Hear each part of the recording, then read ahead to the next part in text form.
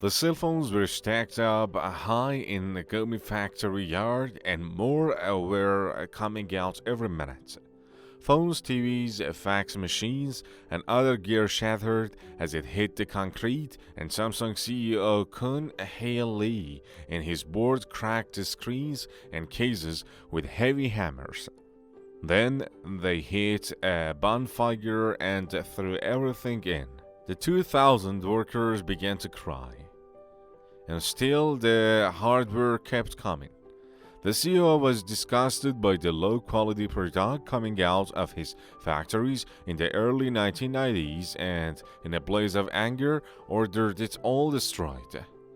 In all, something like $50 million worth of hardware burned on one day in 1995 when Samsung hosted its quality first banner and began its slow march towards world domination in earnest. Samsung Electronics emerged from those ashes a very different company. But the road leading to that closing fire was a long one. The most Western world of the name Samsung is inextricably linked with smartphones and televisions and refrigerators and microwaves. With the consumer electronics, they have turned Samsung into a global force. Go back far enough though, and it becomes very. The Samsung Electronics was only ever part of the equation. A massively successful part? Yes, but it's still just a part. Before Samsung Electronics, there was merely Samsung Sangho, a small trading company founded by Lee Byung-chul in 1938 that dealt mostly in dried seafood, produce, and its own noodles. Its bread and butter, so to speak, was shipping those comestibles all around the region. Business was good, and Lee wanted to open Samsung Molson, now known as Samsung Corporation, in 1948, but prosperity was ultimately short-lived. After diligently growing Samsung Molson, Lee was forced to abandon his holdings in Seoul when the city was invaded and occupied by the Republic's communist neighbors to the north. He nearly lost everything. Samsung's story almost ended there, but Lee made his way south to Busan to recoup from his losses and bring Samsung Molson from the brink of death. The war economy treated the fledgling trading corporation well, and within a few years, Lee was able to parlay the proceeds into a handful of prominent subsidiaries. And thus, Samsung's chaebol era began. Korea's chaebols are curious things. They are very large, very diverse commercial conglomerates. Not entirely unlike a GE or a DuPont, save for one little difference. Rather than divvying up the leadership of the chaebol's subsidiaries and interests among a slew of external candidates, all the power was saved and meted out to members of the family. If you think of them as Asian analogs to family-driven empires like the Rockefellers, you wouldn't be completely off base. But even that would be underestimating the amazing amount of political clout and influence these corporate bodies exhibit. In later years, the sort of influence chaebols had on national matters was even a little scary. Lee Byung-chul sat in a throne, and over the years to come, most of his 6 daughters and 4 sons would occupy positions of great power with a carefully cultivated chaebol. But now would be as prominent as Lee's youngest son, Kun Hee, who officially joined the chaebol in 1968 after studying economics at Japan's prestigious Waseda University and getting his MBA from George Washington University. 1969 saw the founding of Samsung Electronics, the subsidiary that would ultimately go on to become perhaps the world's most powerful electronics brand. But that's a long way off. Its first products were mostly modest home appliances.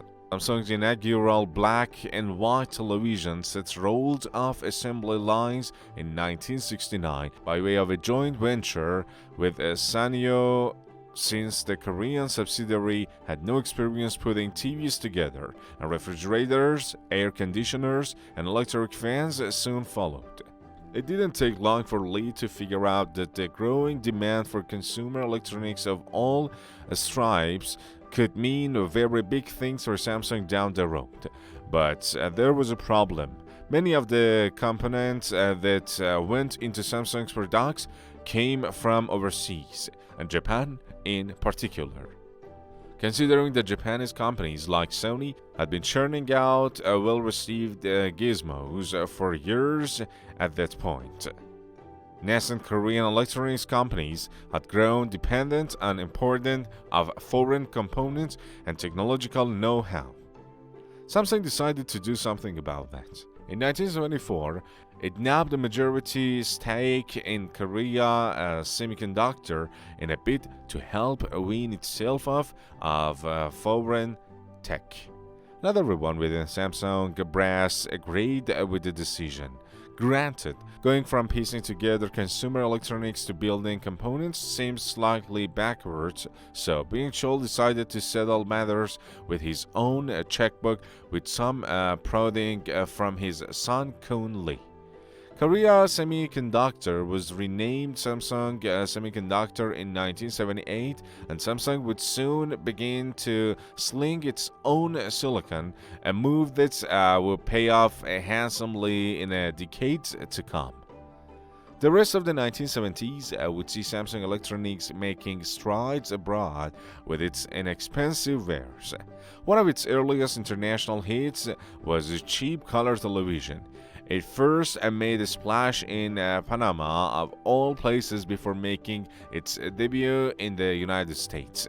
It was a slow start, but a start all the same. Black and white sets hadn't gone completely out of style yet, though, and Samsung Electronics had manufactured almost 10 million of its cost-conscious sets by the end of the decade. By the time 1980 rolled around, the Samsung Group had grown to become one of the most prominent chaebols in South Korea, with a construction company, a petrochemicals division, and a shipbuilding arm supplementing the conglomerate's sugar, paper, and newspaper businesses.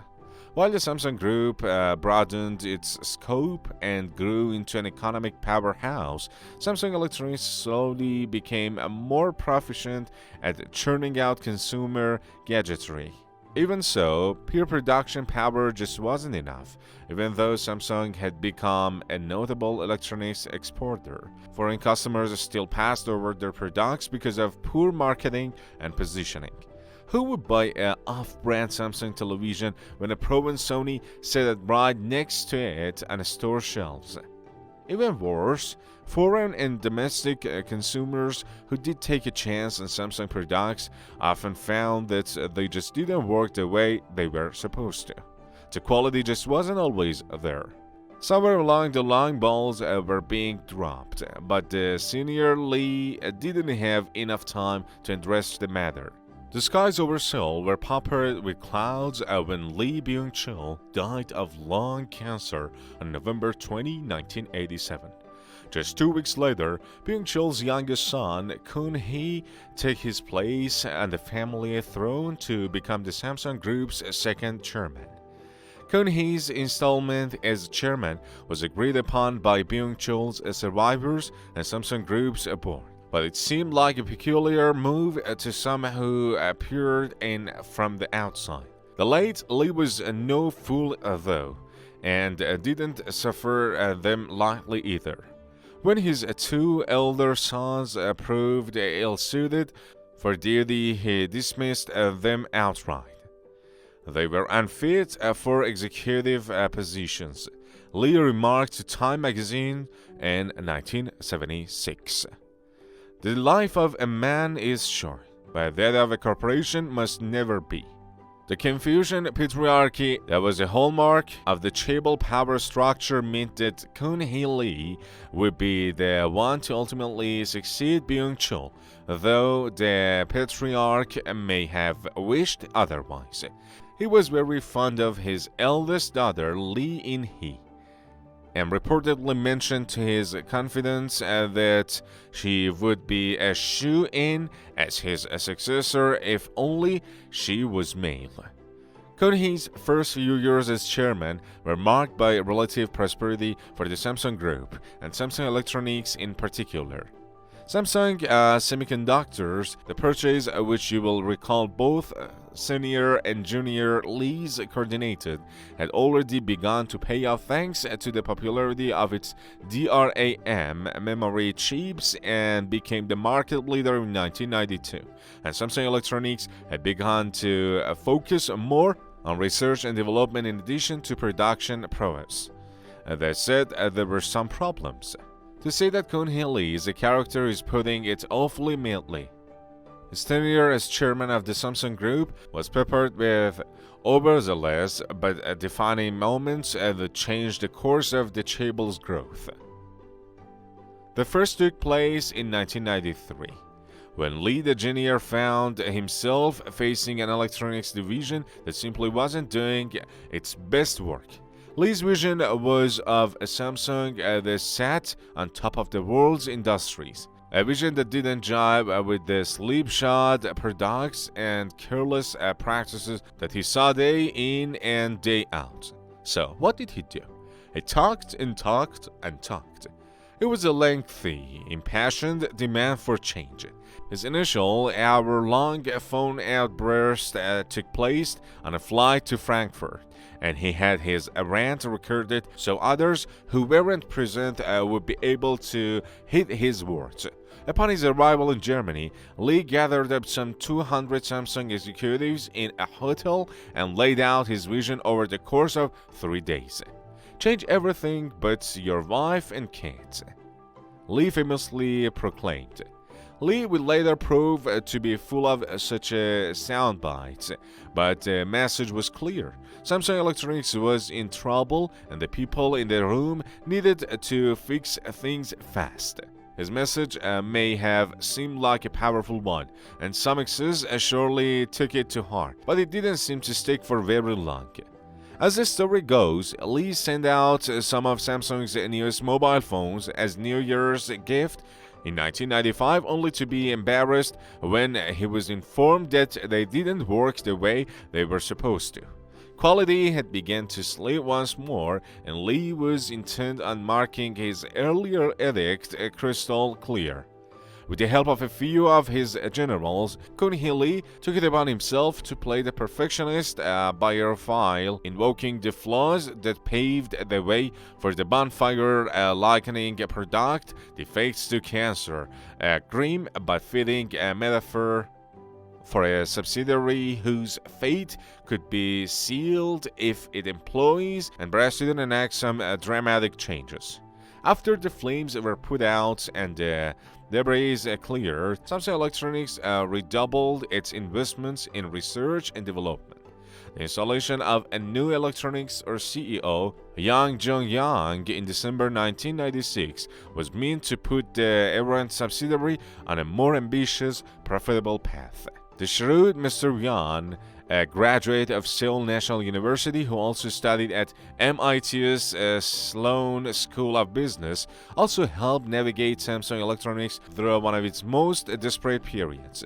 1997 saw South Korea's massive chaebales take considerable losses thanks to the Asian financial crisis. In retrospect, Samsung weathered the storm better than most despite carrying loads of debt.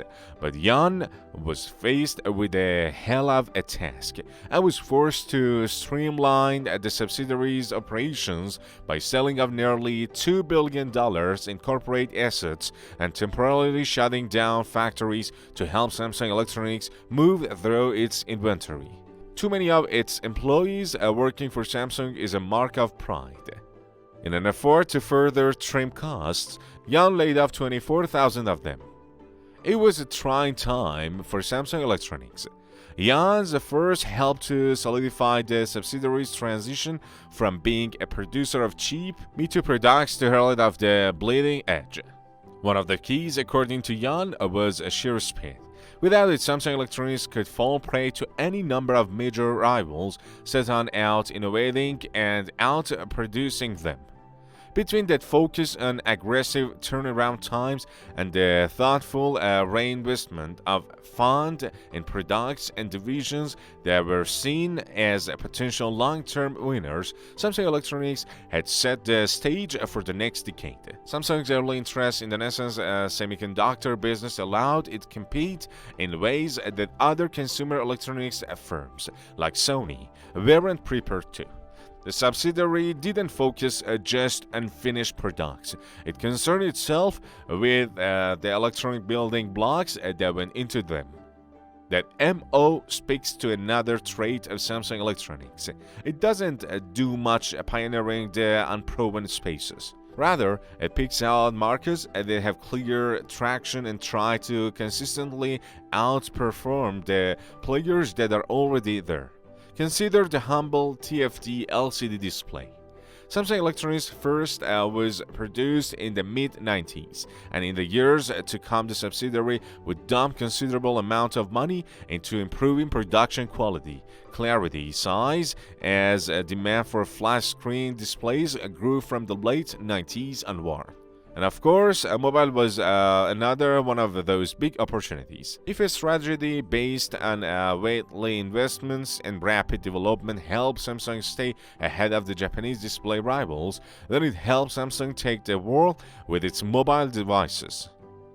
The approach would best be described as scattershot. Be they feature phones or Android smartphones, Samsung Electronics has always seen fit to churn them out at an astonishing rate to see what clicks with consumers.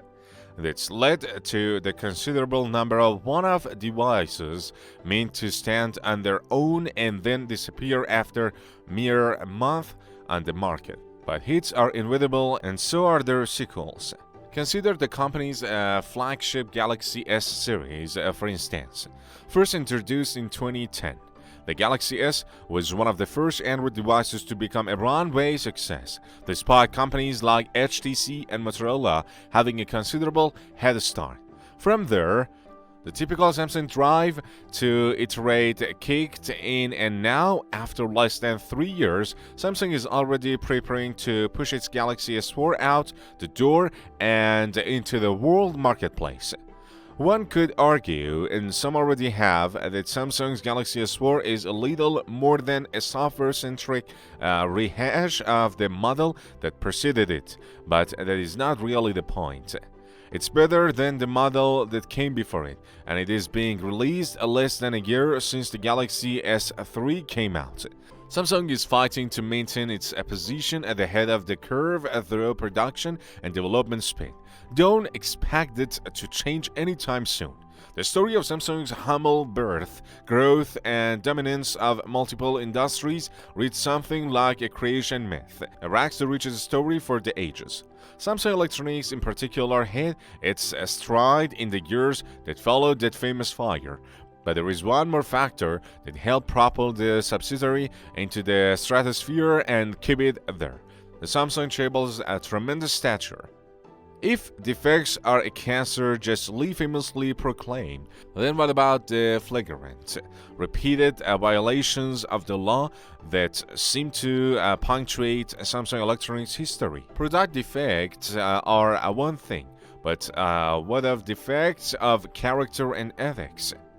After all, Samsung has flouted its share of Korean and international regulations over the years, often with the help of some prominent Chable bodies. Consider this small selection of legal imbroglios that Samsung has been engaged in over the years.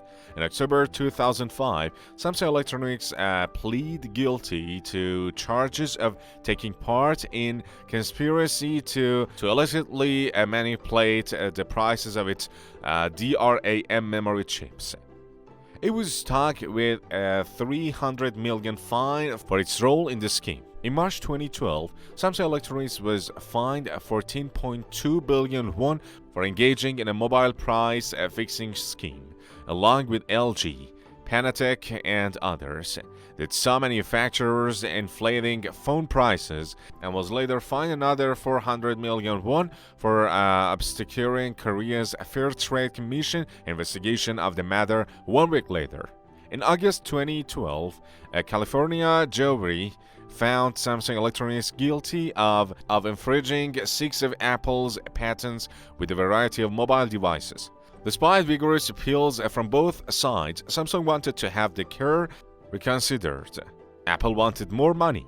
Judge Lucy Koo upheld the original $1.05 billion fine. In February 2013, Samsung Electronics was found to have delayed reporting a hydrofluoric gas leak at a cheap plant in Waseong until after one employee had already died. The fine? A scant 1 million won, $923, and those are just some of the cases that directly involve Samsung Electronics. The other subsidiaries in Samsung Group as a whole was responsible for much more. It is easy enough to ascribe some of these incidents as the work of scrupulous loners, and that may be the case at least some of the time. But Lee Kun-hee was no paragon of virtue himself. The world would soon discover that the revered chairman had pinned his name to a hefty list of transgressions by helping Samsung become one of the world's most prolific conglomerates. Kim Young-chul, who served as Samsung in-house counsel before leaving the company to write a tell-all tale of corruption, leveled some of the weightiest accusations at his former employer. In late 2007, he participated in televised press conference in which he claimed that Samsung and Chairman Lee had secretly cultivated a 20 billion won slush fund meant primarily to bribe government officials. An investigation ensued, and while the bribery claim didn't stick, in 2008, Lee stepped down from his inherited post as chairman after being indicted for dodging roughly $120 million in tax payments. At the time, he was required to pay a small for him fine of the $100 million and was sentenced to 3 years in prison, a punishment that was quickly suspended. He was ultimately pardoned by President Lee Myung-bak in 2009, so that the Samsung Group chairman could remain a part of International Olympic Committee, and Kun-hee eventually reclaimed his place at the table in 2010. The kicker? That's the second time Lee Kun-hee has received a presidential pardon. The first was back in 1997 for yet another slush fund scandal, this time involving plans to pay off presidential hopefuls. Despite all that, Kun-hee Lee, Samsung Electronics, and the whole of the Samsung Group walked away with minimal, if any, lasting damage. Its size now is one of the Samsung greatest assets. It employs hundreds of thousands around the world, and the sheer amount of money it brings in the Samsung Group accounts for around 1/5 of South Korea's GDP. It has more than enough financial and political resources to handily deal with whatever comes its way. In spite of all the Samsung Electronics, and by proxy, the Samsung Group has grown to truly massive proportions, though it needed some stiff kicks in the proverbial pants along the way. Samsung Electronics' race to the top of the consumer electronics industry is based on nearly as many questionable practices as good ones. Tremendous production power, devotion to speed and efficiency, a modicum of measured craziness in its leaders, and willingness to throw around its amazing weight have all contributed to Samsung's domination of nearly every industry it's involved with. For Samsung, it is all about thoughtfully applying its brawn, which becomes all the more important when you reach the heights Samsung has. Once you reach the top, you become a target. There is a very fine line between being ruthless and being effective, and Samsung seems to have mastered its balancing act.